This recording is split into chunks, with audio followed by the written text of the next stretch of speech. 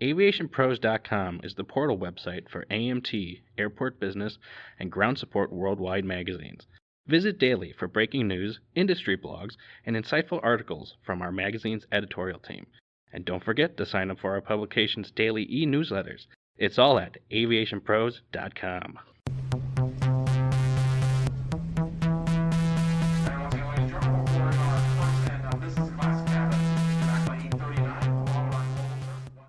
Hello everyone and welcome to another edition of the Aviation Pros podcast. I'm Joe Petrie, Editor-in-Chief for Airport Business.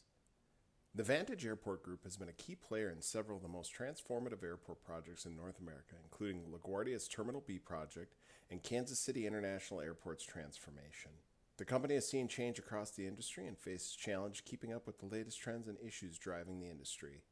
But with a rebrand to the Vantage Group and more initiatives for the future, the company is poised to take on the next generation of transportation needs.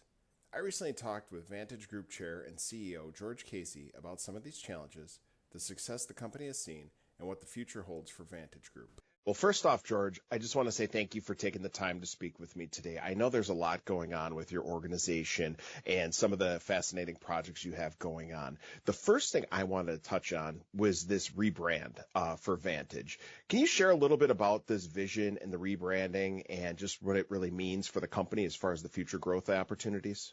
Great. Thanks, Joe, for having me on, and look forward to the discussion. Very excited.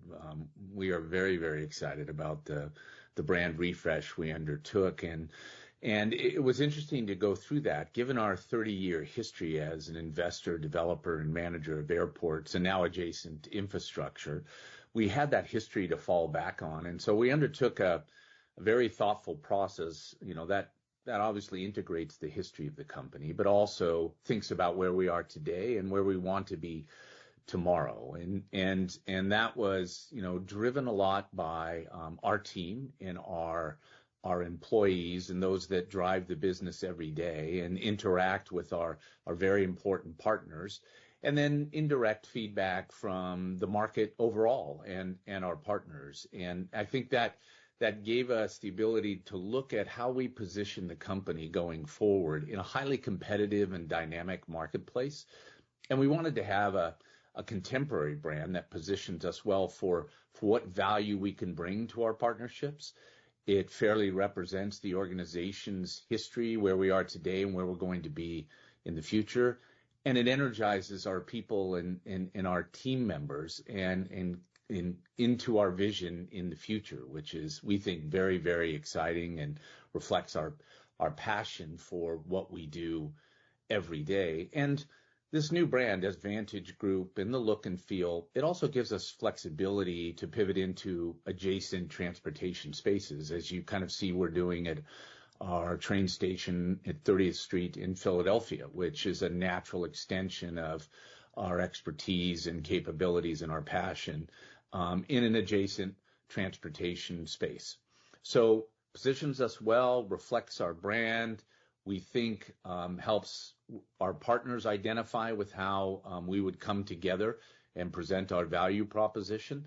And it shows that we're built for change and really builds on the fact that we guide transformations with our partners and we create ideas that go places. Now, one of the most interesting projects I know that you're involved with that I hear news every day out of, that I'm really curious about, is JFK's Terminal 6. I mean, that's a pretty significant undertaking. What are some of the key innovations and features travelers are going to be able to look forward to in this terminal, and just some of these challenges you've had trying to get some of these in place? Sure. No, look, we're proud to be leading that effort on behalf of JMP partners at T6. It's a natural evolution for us, just given the project that we have undertaken at LaGuardia Terminal B. Both of those projects and undertakings are in partnership with the Port Authority, who's a great counterparty with us in that journey. And both of them, including T6, are part of the evolution and development and revitalization of both of those airports, LaGuardia and JFK. So they are highly complex, which we like. They're in a very active environment. And in Terminal 6 at JFK, it's a key international gateway for New York City, the state of New York, but also for the country. So it is a very, very important international long-haul destination for visitors and people conducting business in the region and in the country. So it is a highly complex project with very similar attributes in its scope for us that we had at Terminal B at LaGuardia. So we are now managing the existing Terminal 7 at JFK, which is adjacent to right now our construction project for the brand new Terminal 6 at JFK. And maybe the interesting thing is it's not just about, managing and building and developing a terminal and the adjacent roadways and the apron areas, but we are part of the overall complex of what is JFK. And so we're delivering a terminal and we'll be operating that. But we also had to solve for not only what's happening in the land side, in the building itself, and accessing the roadway and from the air train and working with the Port Authority on their what we would call enabling projects. But we also had to solve for airside access.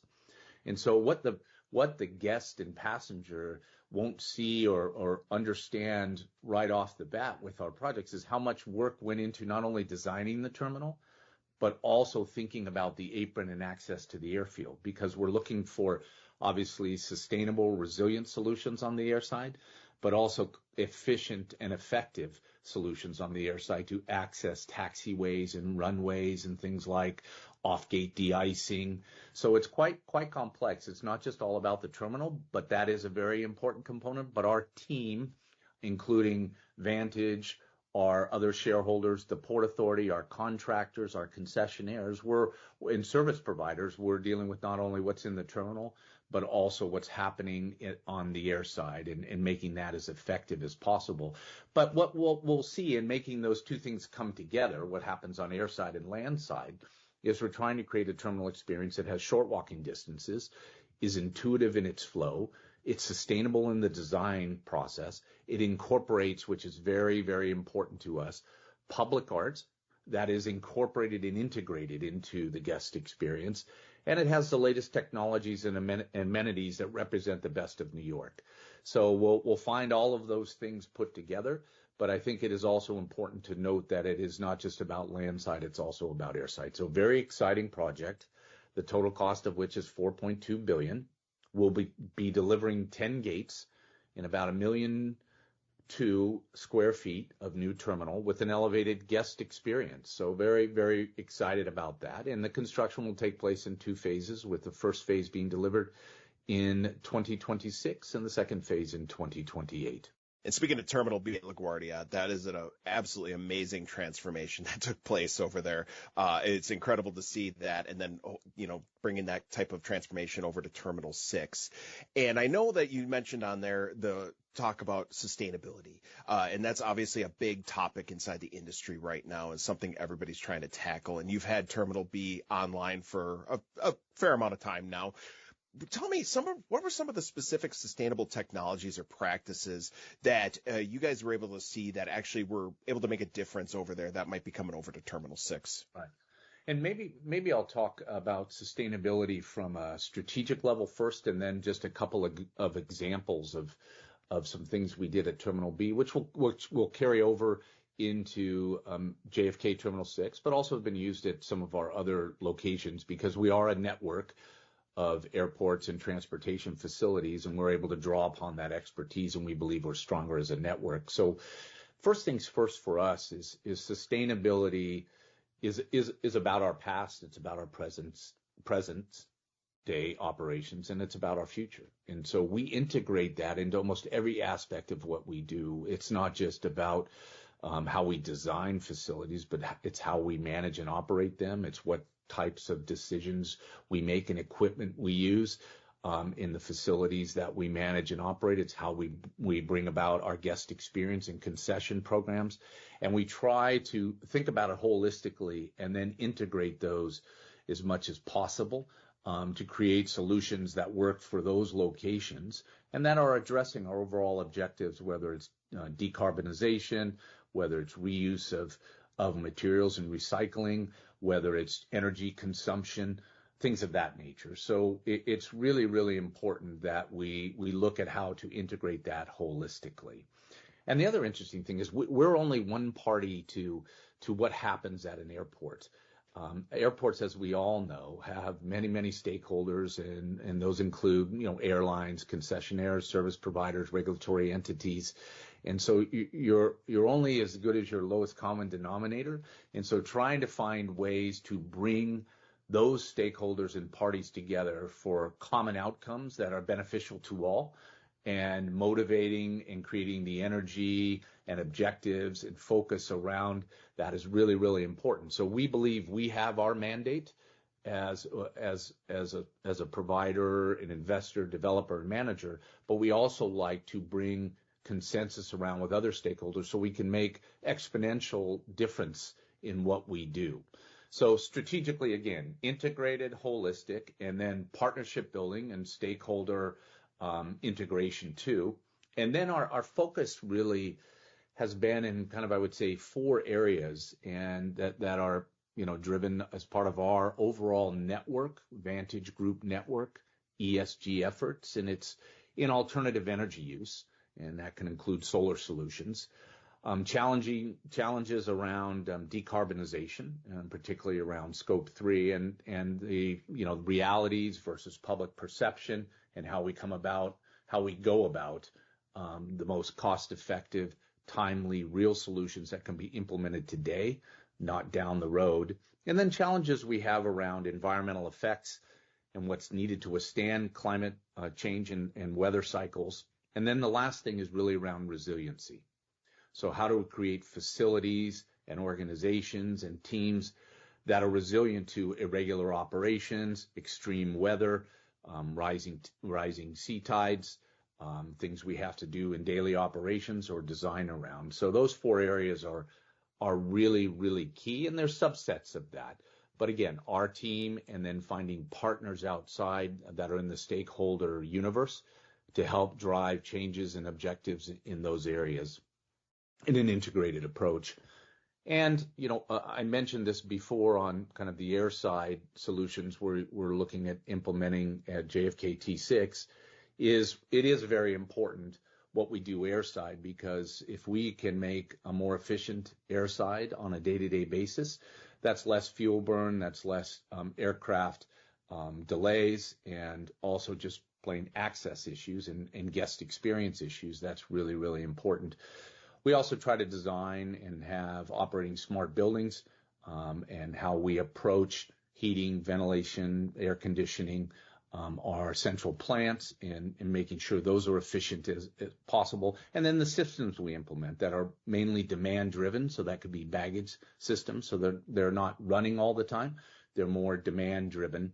And then how we design facilities with exposure to sunlight, how we use natural lighting and work with that to maintain temperature controls and also weather impact. So those are just some examples, but I encourage listeners to go to our website, and each of our sites have lists of what we've accomplished and what we're trying to accomplish at each of our individual sites, because our contractual relationships are different. We have our overall group objectives, and then we also have our site objectives. So please visit the website to look at our ESG reports and specific programs we have at each of our sites.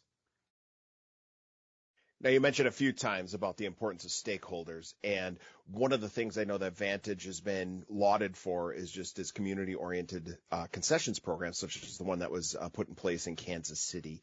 Can you tell me, how do you go about approaching community engagement and local businesses when it comes into inclusion in some of these projects and some of the success stories you've seen behind this? I mean, first things first. I mean, airports are a reflection of their communities, right? And it's very, very important.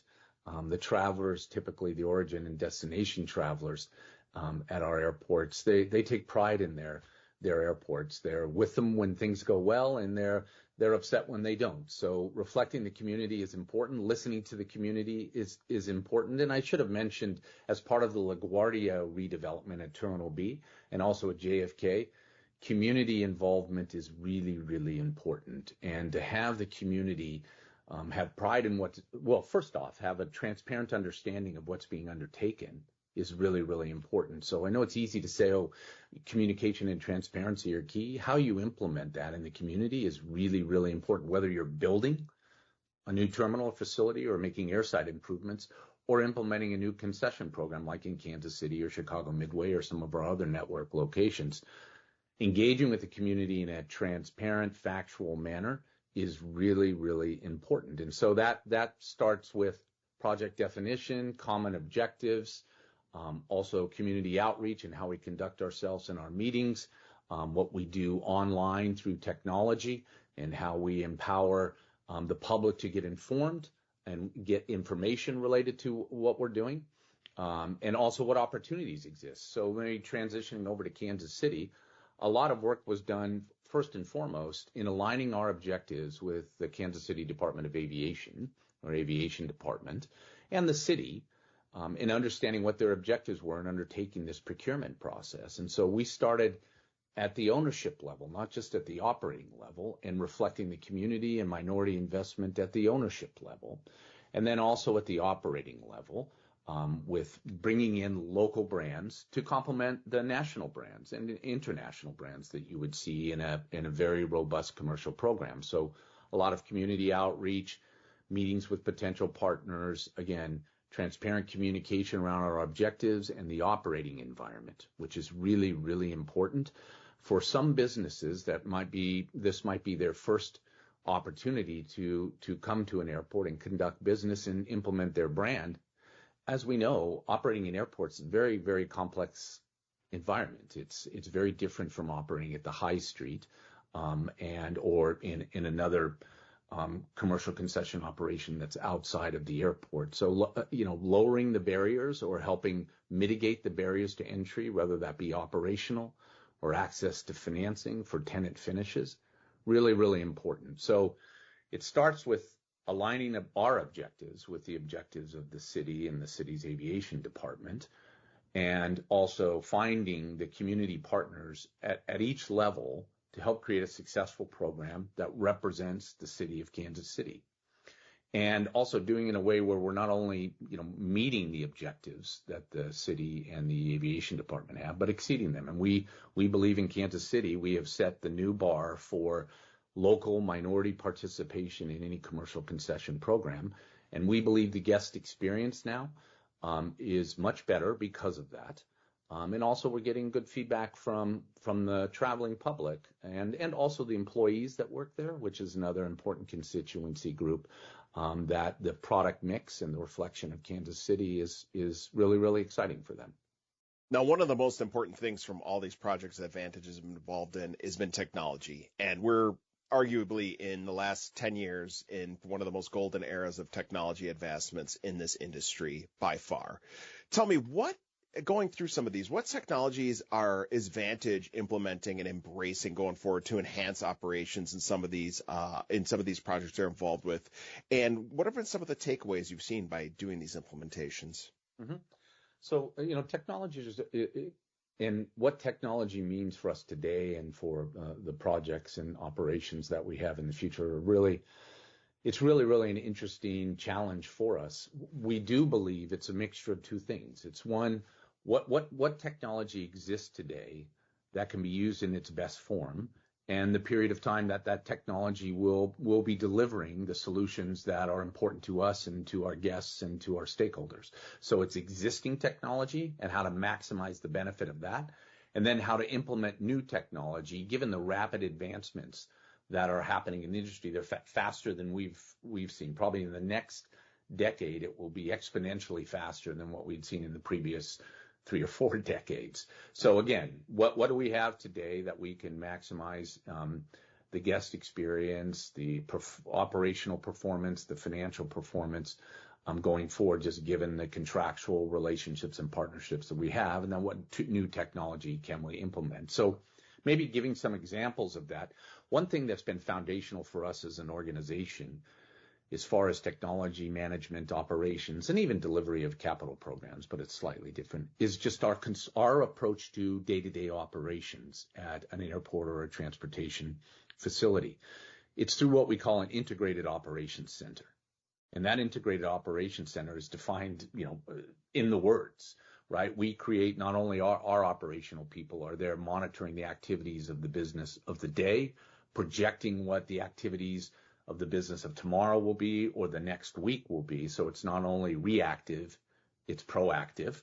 But using technology in that context in our integrated operations center to respond to irregular operations, breakdown in any systems, also coordinate with stakeholders in that integrated operations center. So we'll have airline representatives, counterparty like Port Authority representatives, regulatory entities, and having that integrated operations center, which has existing technology that has been used recently or historically, but also new technology going forward, and having those integrated operations center run well, obviously with technology and people, to respond to the business of the day and the business of the immediate tomorrow. So that's one thing. And then we're also constantly improving on existing technology and looking for new technology. There's no doubt that our industry is embracing in different ways in different regions of the world, biometrics and AI going forward. But we're doing things around flight information display systems and integrated information centers that make the information available to the traveling public and also to employees related to general operations. So it could be taxi queuing time, it could be walk to gate, it could be availability of flight, delays. Also, too, in our commercial concessions, we're doing things for automated ordering and delivery, and we're doing things with our concession operators to improve the experience in grab and go.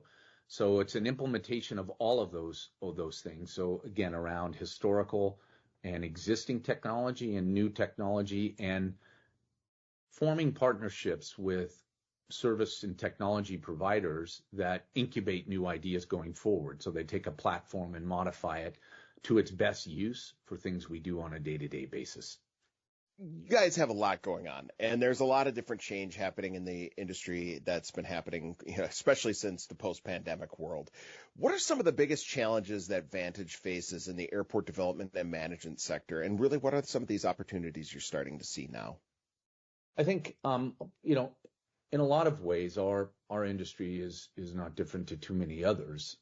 We can all see what's happening, today and be in the near term is there's a rising operating cost environment, and you couple that with how to manage supply chain impacts. It creates challenges and opportunities for us. So it's not just costs associated with construction. It could be in direct management and operations. It also could be in and around team member and employee costs moving forward. So how do we manage those cost impacts in a highly cost competitive environment where our key stakeholders like the airlines are looking for high levels of service, and so are the travelers, high levels of service at the most effective and efficient cost base. And so we're trying to focus on the best approach and practices, the best use of the human touch, which is still required, just given everything, even that we've seen in technology, there's a human touch team member requirement. So how can we address costs there and implement technology that gets us efficiencies and cost savings, so that we can offer services and value to our key stakeholders, so that they can in turn run their business well in a sustainable way going forward. So costs are really, really important to us in the management of our business on a day-to-day basis. And then also in the construction, our industry, if you look back 2 or 3 decades ago, it's really about a very systematic process of defining, let's say, an airport master plan and the needs over 5, 10, 20 years, looking at projections, and then saying we're going to build the terminal this way, the airside this way, and it just kind of follows a step fashion. That's all kind of accelerating now. And it's, I think, the biggest challenge for not only Vantage Group, but our industry is how do we build the right amount of facilities in response to the needs today and in the near term, without building too much brick and mortar that's costly to operate and maintain on a daily basis, when that much space or size is not necessarily needed to effectively and efficiently manage the business. So the challenge on the capital side is how to build the right size facilities, the right amount of technology for what's needed today and is future-proofed for the next 5, 10 to 15 years in the amortization of those facilities over time. So the capital cost and the operating costs are really key. And then just managing the supply chain is really about looking forward and understanding what your needs are and understanding the mix of those needs being met by parties that you're dependent on to deliver those, and finding out ways to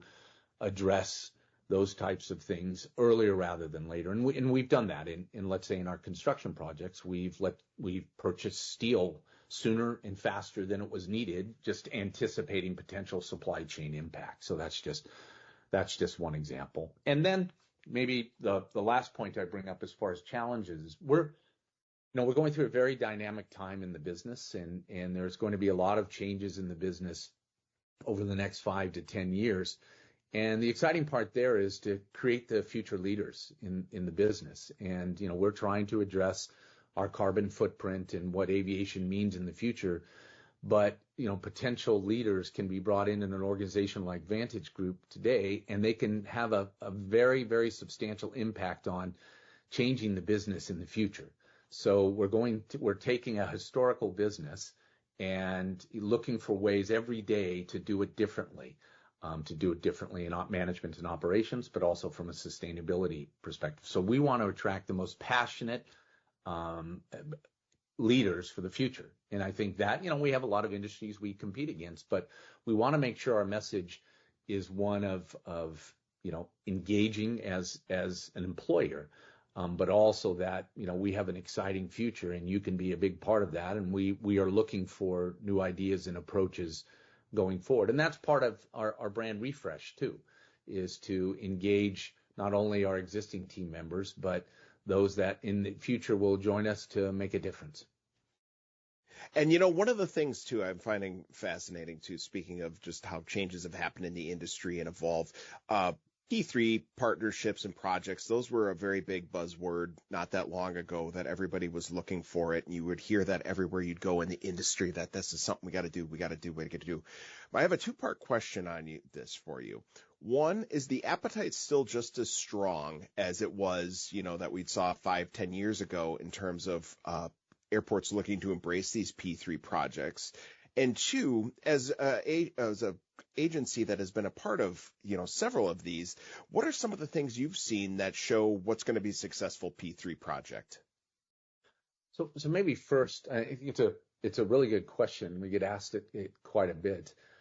I think one of the challenges is I think people in the industry try to define P3s in a particular way. And so it's, either the careful negotiated offloading of risk to the private sector, because they have an approach that's different from the public sector, but it's just straight out offloading, and it's a P3, and it means a change of control of very important infrastructure facilities from the public sector to the private sector. And what we have found, if we've learned anything about P3s, is that no one size fits all. And so the definition of a public-private partnership is quite broad. And we like to call them mainly partnerships, because our network and our history of airports that we've been involved in, which are over 30, they've all taken a different form of contractual relationship with some similarities.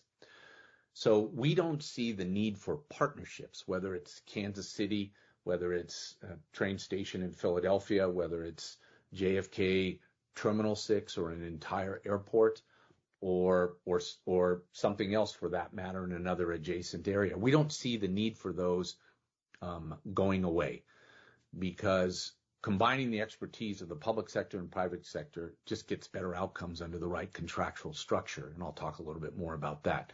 So why not combine significant resources from the public sector, what they do best, and the private sector and what they do best, for good outcomes, which are financial, operational, community-based, sustainability-based.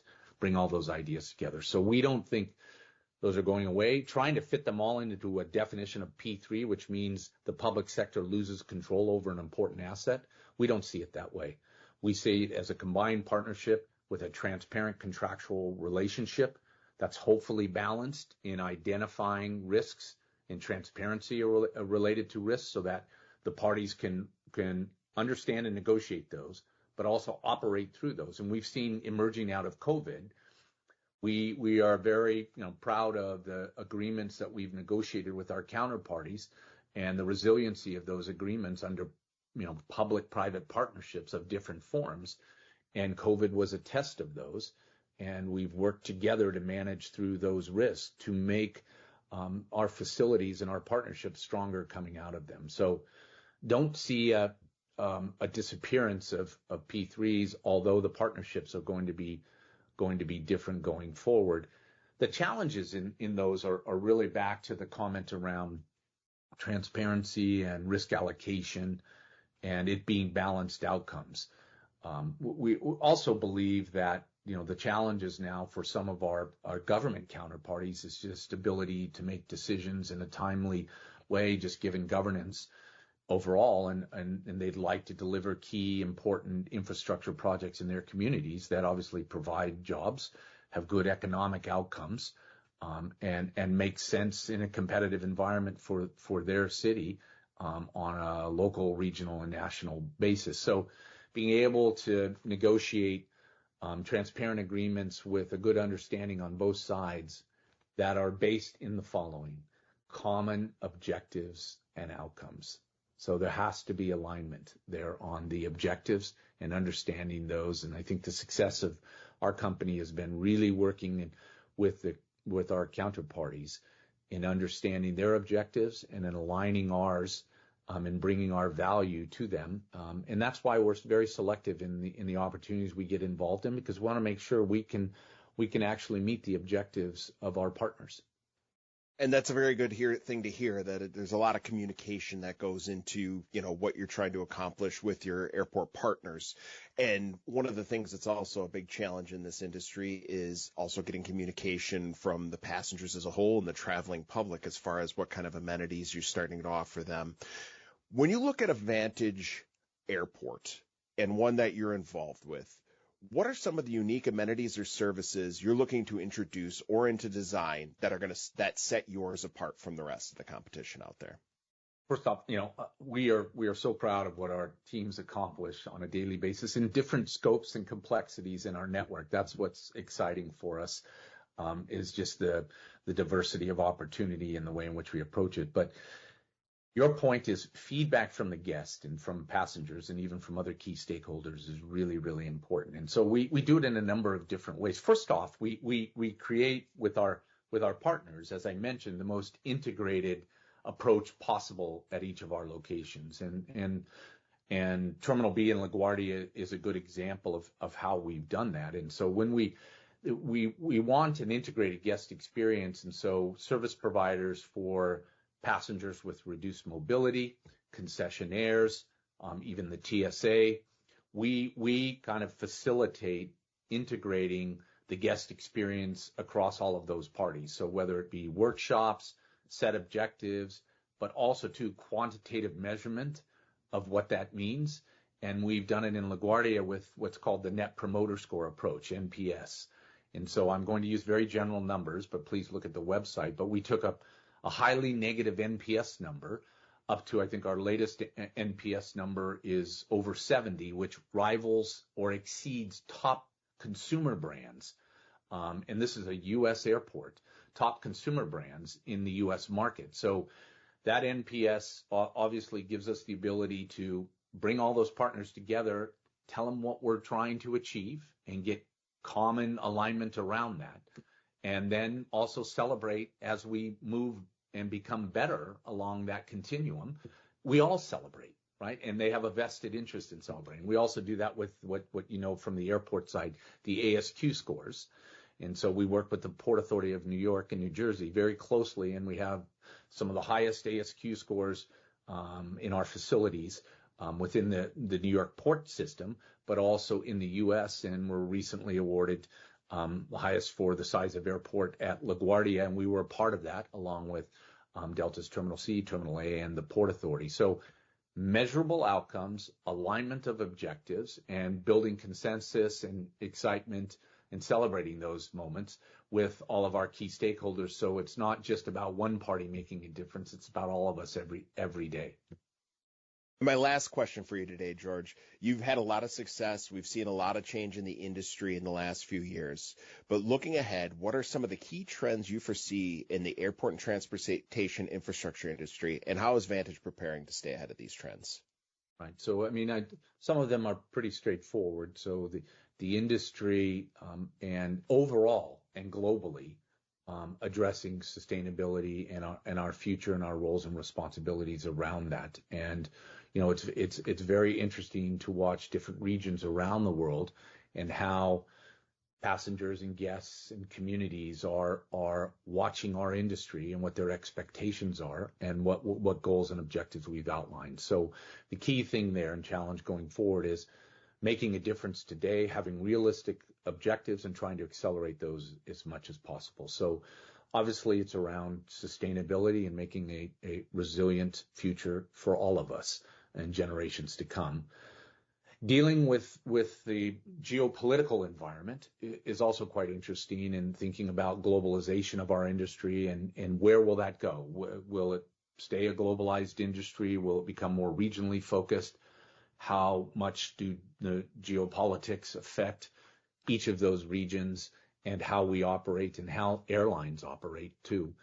And the other thing too is the challenges in around the aviation industry and the airlines in particular, in how they've come out of COVID and how they're addressing fleet requirements, fleet rejuvenation, costs also to their employee and their organizational structures. And we're looking at consolidation and capacity. And so those, and just having that transparent relationship and more integrated relationship with the airlines going forward is also really, really important. And then also we all depend in different ways on our government and regulatory partners. And some of that's for not only just regulatory aerodrome certification and audits, things of that nature, but it's also funding and the partnerships that we have, let's say in North America, with the TSA and U.S. Customs and Border Protection, and how they're funded. And they have challenges as organizations in the funding they're receiving and their access to equipment, resources, personnel, processes, and procedures. And so we think those are only going to be more challenging environments going forward. So how do we support them in their mission objectives that are very, very critical to us? So it's around sustainability, geopolitical influences and how each region deals with them and what that means to our business, where our airline partners are going and how we work with our regulatory partners and government partners going forward and their missions as they address the challenges they have going forward. And then just in general, it's just competition for us and how we define competition and how we provide obviously our value proposition and look at that going forward, and hopefully that we make a difference in the market and what we do, and people see that as being helpful to them going forward and want to see a company like Vantage Group be their partner moving forward. George, I appreciate this conversation today. I'm really excited to see everything that you brought online, and I can't wait to see more success in the future going forward. Thanks, Joe. We're even though there are challenges ahead, we're really excited about what will come for the industry in the next 5 to 10 years. So thanks, Joe, for your time. Thanks again for listening to today's podcast. To hear more from the most important leaders in the industry, check out our website, AviationPros.com. I'm Joe Petrie. We'll catch you next time.